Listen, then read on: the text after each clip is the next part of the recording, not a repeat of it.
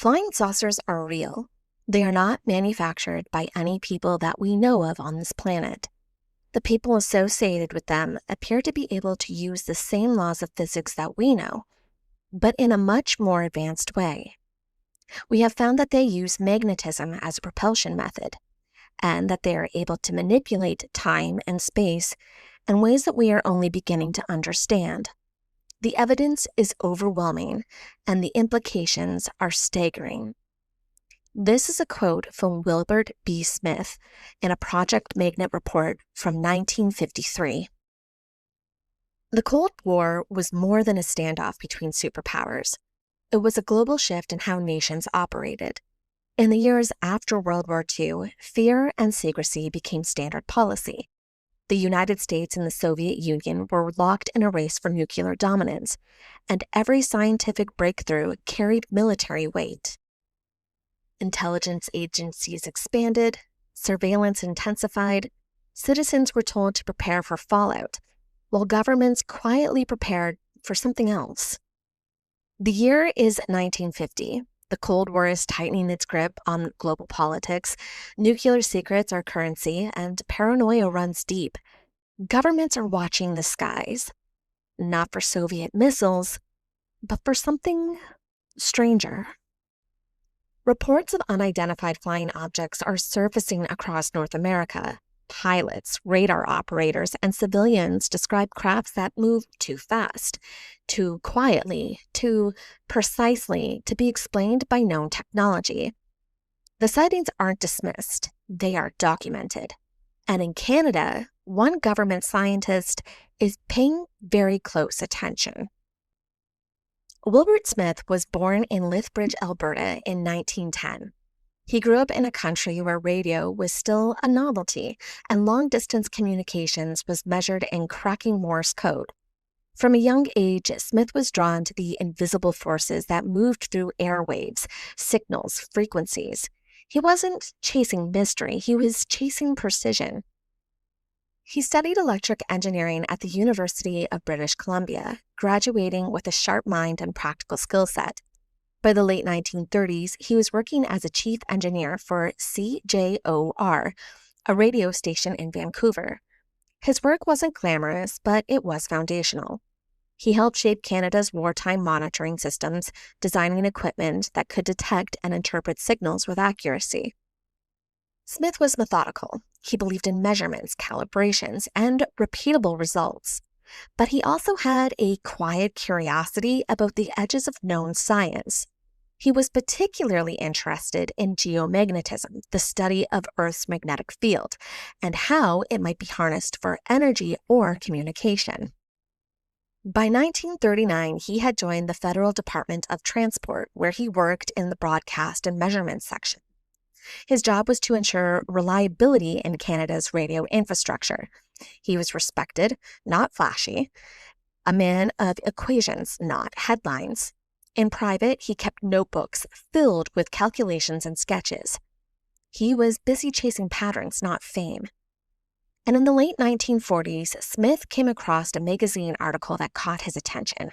It wasn't about radios or geomagnetism or anything he was formally trained in. It was about flying saucers.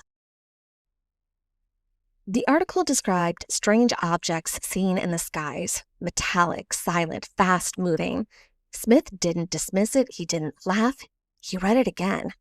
Something about the descriptions reminded him of the magnetic theories he'd been exploring, and he began to wonder, if these objects were real, could they be using principles that mainstream science has yet to grasp? He started collecting reports, not officially, just clippings, notes, eyewitness accounts. He looked for patterns, locations, time, weather conditions. He wasn't interested in the speculations, he was collecting data. By the 1950s, Smith had attended a conference in Washington, D.C., hosted by the North American Radio Broadcast Association. It was a routine trip meant to discuss frequencies, allocations, and technical standards. But while there, he had a private conversation with American officials, people who, he later claimed, confirmed that flying saucer phenomenon was real and classified at the highest levels. Smith returned to Ottawa changed. He didn't talk about it publicly, but in his notebooks, the questions shifted. He was no longer asking about magnetic fields and how they could improve radio transmissions. He was asking whether they could explain the movement of objects that defied conventional aerodynamics. He didn't call it UFO research, not yet, but the lines between geomagnetism and the unexplained had definitely started to blur. In November 1950, Smith submitted a formal proposal to the Department of Transportation. It was framed as a study of geomagnetic energy. There was no mention of flying saucers. The language was technical, cautious, and designed to pass through government channels without raising alarms. The proposal was accepted, and on December 2nd, Project Magnet was officially approved. Smith was given access to laboratory space, equipment, and personnel. The Defense Research Board and the National Research Council offered quiet support. The project operated out of the broadcast and measurement section where Smith already held senior positions. It was a modest operation, but it had clearance and backing. He began collecting data, magnetic readings, atmospheric conditions, radiation levels. He installed instruments to detect anomalies. He believed that if these objects were real, they might be interacting with Earth's magnetic field in measurable ways. In June of 1952, Smith issued a preliminary report. It was not widely circulated, but in it he stated, "We are not alone. The universe is populated with intelligent beings who are far more advanced than we are. These beings have been observing us and, in some cases, have made contact.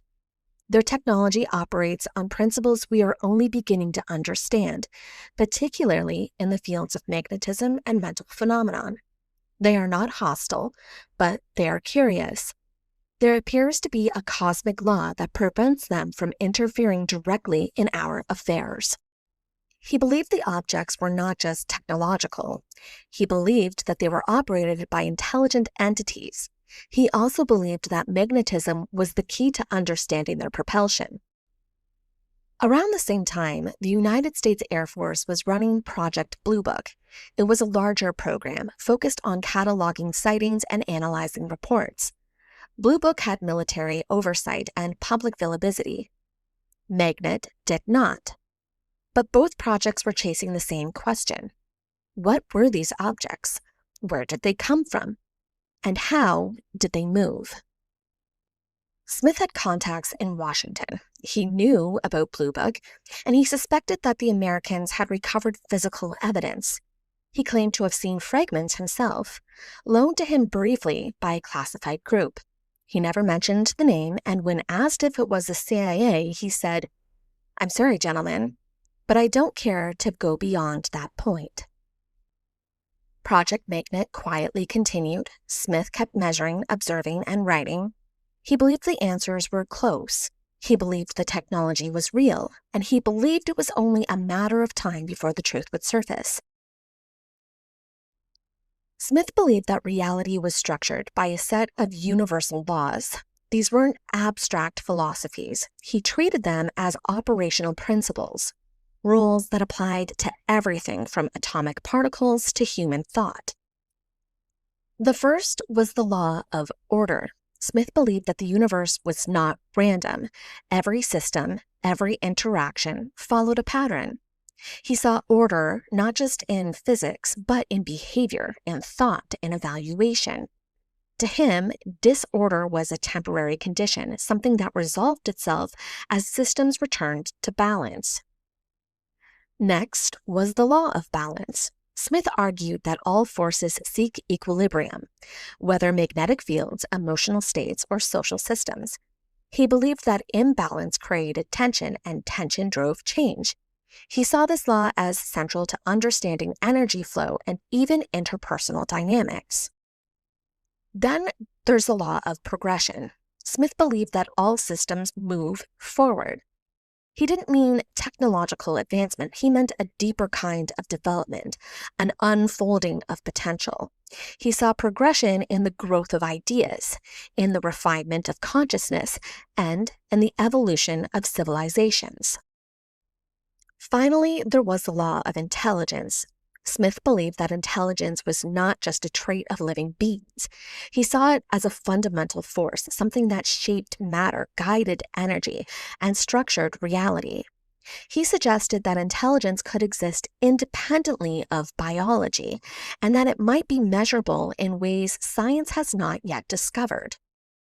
He didn't separate these laws from his technical work. He believed they were all a part of the same system.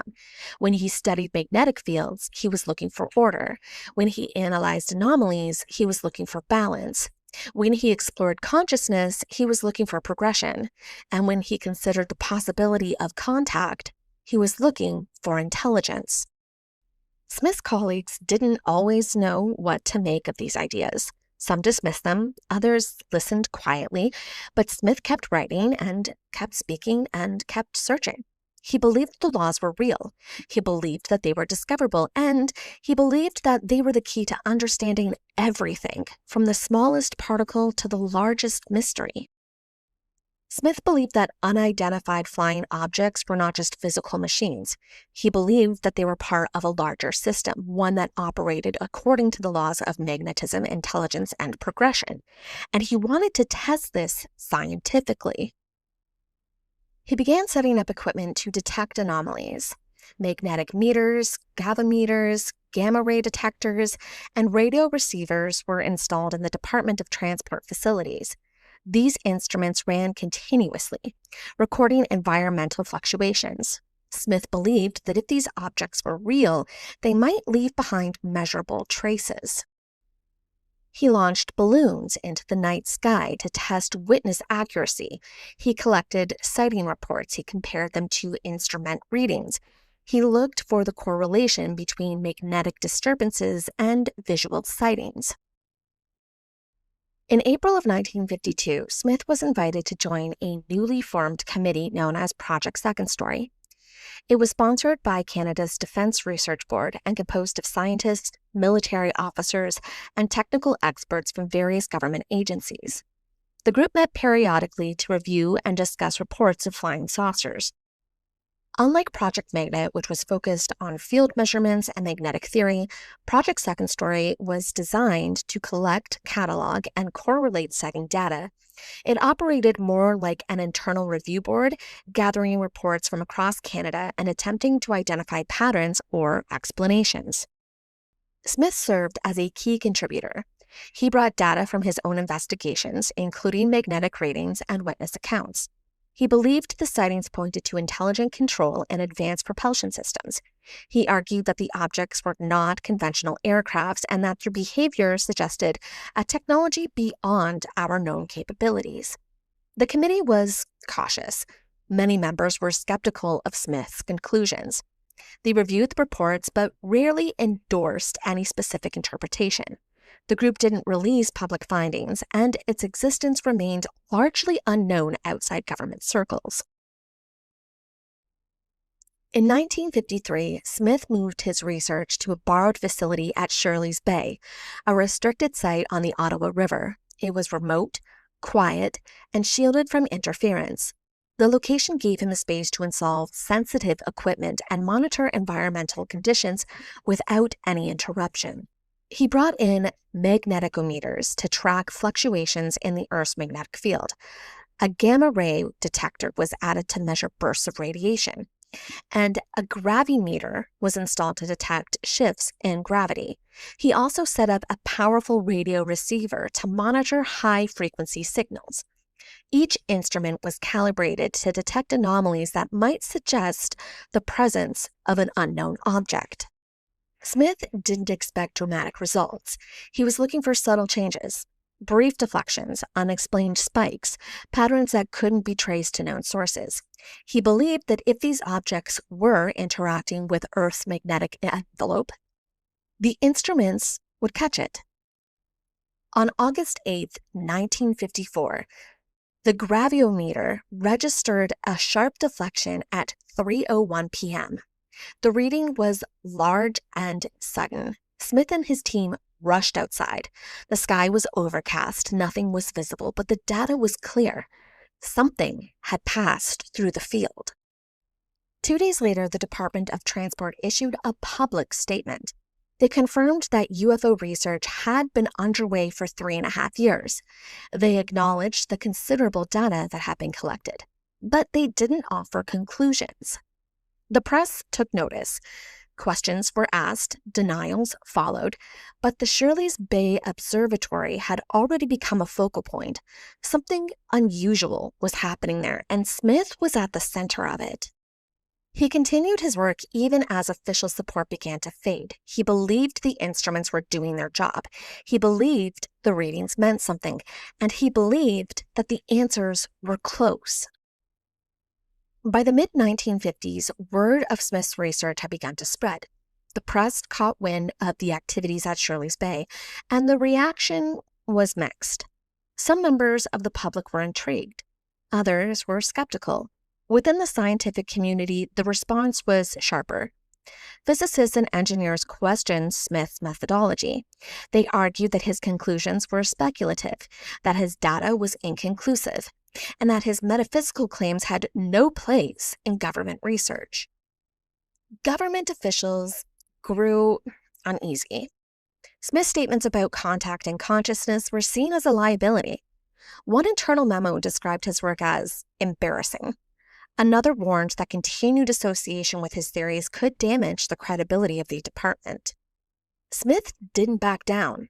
He claimed to have received messages through mental impressions. He spoke of intelligence operating beyond the physical. He believed the contact was real. He believed the information he received was consistent with the universal laws that he had outlined. He also claimed to have examined recovered material. In one interview, he said, "I was lent a piece of a flying saucer. I showed it to Rear Admiral H.B. Knowles. When asked if I returned it to the Air Force, I said, not the Air Force, much higher than that." On August 8, 1954, the gravimeter at Shirley's Bay registered a sharp deflection. Smith called it a major disturbance. The sky was overcast, no visual confirmation was possible. But the instruments had reacted. And 2 days later, the Department of Transport announced Project Magnet was being shut down. The timing raised questions. The announcement came just after the most significant evidence recorded by the observatory. Smith believed the data was meaningful. Others believed it was mere coincidence. The official explanation was that the project had run its course. No further funding would be provided. Inside the department, concerns had been building. Smith's public statements about contact and consciousness were seen as problematic. His metaphysical writings were viewed as skepticism. Some officials worried that his work was drifting too far from accepted science, and others feared that continued association with his theories could be damaging to the department's credibility. Mainstream scientists criticized the project. They argued that Smith's conclusions were speculative and that his methods lacked rigor. The gravimeter spike was dismissed by some as an equipment malfunction, and others suggested it was caused by a natural fluctuation. Rumors persisted. Some believed that the project had uncovered something significant. There were claims that the data had been passed on to classified groups. In later years, Smith suggested that the shutdown was not the end of the research. He believed that the work had continued, just not in public view. He said, "The project was officially terminated, but the investigation didn't stop. It simply moved on to a different level." No documents confirm this, no officials acknowledge it, but the sudden closure, the timing, and the silence that followed left many wondering what had really happened at Shirley's Bay. After the shutdown of Project Magnet, Smith continued his work quietly. He gave lectures, wrote papers, and corresponded with researchers. He believed the phenomenon he had studied were part of a larger system, one that included consciousness, energy, and intelligence. He never stopped searching. In his final years, Smith's health began to decline. He remained active, still writing and speaking, but the pace slowed. He continued to advocate for new kinds of science, ones that embraced both physical measurements and metaphysical understanding. He passed away on December 27, 1962, at the age of 52. His death was not widely reported. There were no official tributes, no government statements, but among those who had followed his work, the loss was felt deeply. And after his death, his work didn't just disappear. It circulated quietly among researchers and independent investigators. His writings, especially his book The New Science, was passed hand to hand. His ideas about universal law, magnetic propulsion, and consciousness were seen by some as visionary and by others as fringe. He had become a foundational figure in Canadian ufology. His name appeared in early newsletters, conference programs, and in private correspondences. Researchers cited his work when discussing magnetic anomalies and contact experiences. His blend of engineering and metaphysics gave others permission to explore the subjects from multiple angles. In the United States, Smith was recognized by groups like NICAP, the National Investigation Committee on Aerial Phenomenon. He was listed as a founding member. His technical background gave him credibility, even as his metaphysical claims drew criticism. Some investigators were drawn to his claim that intelligence itself was a measurable force. Others focused on his statements about recovered material and classified groups. His quote about returning a fragment to someone much higher than the Air Force became a point of speculation. Researchers asked who he meant. Smith never said. His influence extended beyond the 1960s. Later authors cited him in books and articles. His ideas appeared in publications like Flying Saucer Review and Fate magazine. His name was mentioned in discussions about consciousness, energy fields, and non-local communication. Mainstream scientists continued to dismiss his work. Government agencies distanced themselves. But among independent researchers, Smith remained a respected figure. He had worked inside the system. He had asked difficult questions. He had refused to stop when the answers didn't fit the expected model. His legacy was not built on proof. It was built on persistence. Project Magnet was never a large program. It had no public budget, no formal announcements, and no permanent staff. But its existence marked a rare moment when a national government openly investigated unidentified flying objects using scientific instruments and official resources. It is remembered as a quiet anomaly in Canadian history, an official inquiry into the unknown, not led by a committee but by one man with a slide rule, a conviction, a willingness to ask the questions others wouldn't. And although the Canadian government never released a final report, the project remains one of the earliest state-backed UFO investigations in North America. It's often mentioned alongside the U.S. Project Blue Book and the UK's Flying Saucer Working Party. But unlike those, Magnet was shaped by Smith's unique blend of engineering, metaphysics, and curiosity. In official circles, the project faded quietly, but among researchers and historians, it endures as a symbol of scientific courage, the kind that dares to measure the immeasurable. Wilbur Brockhouse Smith once said, "The existence of a different technology is borne out by the investigations which are being carried on at the present time in relation to flying saucers." To Smith, UFOs weren't just a mysterious object in the sky. They were clues to a deeper understanding of physics, energy, and perhaps even consciousness. His legacy lives on not in government agencies and archives, but in the minds of those who continue to ask, what if he was right?